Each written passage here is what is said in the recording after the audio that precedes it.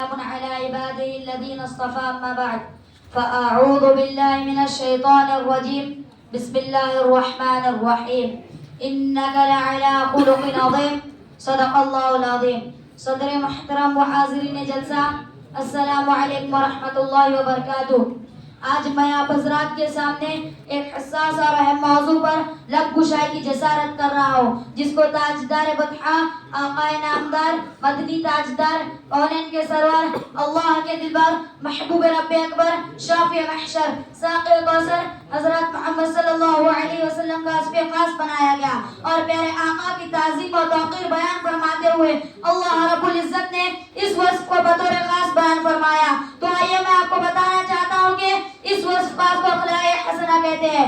حاضرین عوام، رب اکبر نے ساقی کوثر محمد صلی اللہ علیہ وسلم کی تعریف فرماتے ہوئے انک لعلی خلق عظیم فرمایا کہ ہم نے آپ کو اخلاق حسنہ کے اعلیٰ درجے پر فائز کیا. اور پیارے رسول جن پہ اور رحمتوں کا نزول حضرت محمد مصطفیٰ صلی اللہ علیہ وسلم نے انما بعثت لاتمم مکارم الاخلاق فرما کر اخلاق حسنہ کی اہمیت کو دوبارہ کر دیا. اور فتح مکہ کے دن الیوم یوم المرحمہ کا پروانہ عید النواز پیش فرما کر لا تثریب علیکم اليوم اذهبوا وانتم الطلقاء کہ فرمان مقدس سے معافی کا اعلان آپ فرمایا تو سارے کے سارے دشمنان محمد یہ کہنے پر مجبور ہو گئے کہ اخلاق تو بس محمد ہی کے پاس ہے صلی اللہ علیہ وسلم. یہی وجہ ہے کہ ہمارا اسلام تلوار کی زور سے نہیں بلکہ اخلاق حسنہ کی شرط سے بھرا ہے. یہی وہ اخلاق حسنہ کی طاقت تھی کہ حضرات صحابہ نے زبان بھی نہیں کھولی مگر سینکڑوں افراد ان کے اخلاق سے متاثر ہو کر دامن اسلام سے وابستہ ہو گئے.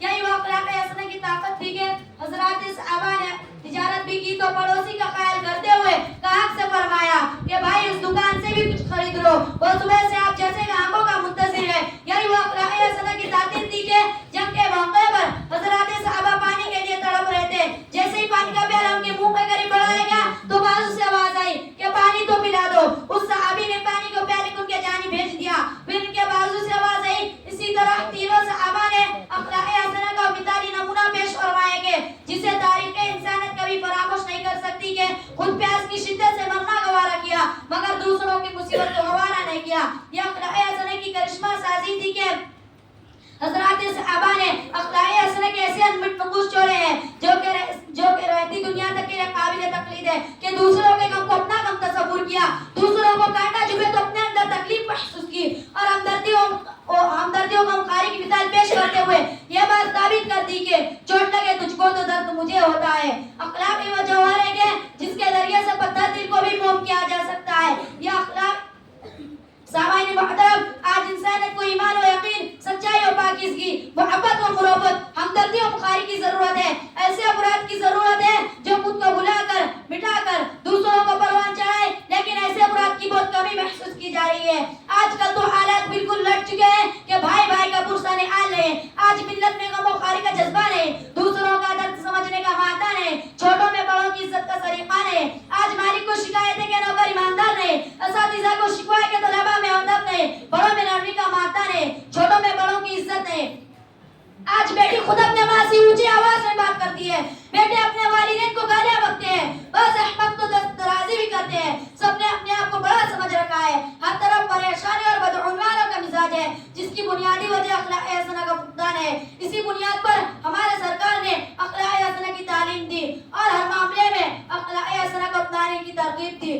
آپسی ملاقات کے وقت اچھی بات کرنے. آخر میں حضرت مولانا شاہ عبد الجواد صاحب کے اشعار پر اپنی تقریر ختم کرتا ہوں. نیتوں پر عمل کا ہے دار و مدار، نیتوں پر عمل کا ہے دار و مدار، ہے طلب پاک کی نیت، ہے طلب پاک کی پروردگار. تزکیہ نفس کا کیجئے ہے اہم، تزکیہ نفس کا کیجئے ہے اہم، ایسا موقع کہاں آئے گا بار بار، وما علینا البلاغ. ماشاءاللہ، یہ تھے محمد سرفراز جو اخلاق حسنہ کی اہمیت پر تقریر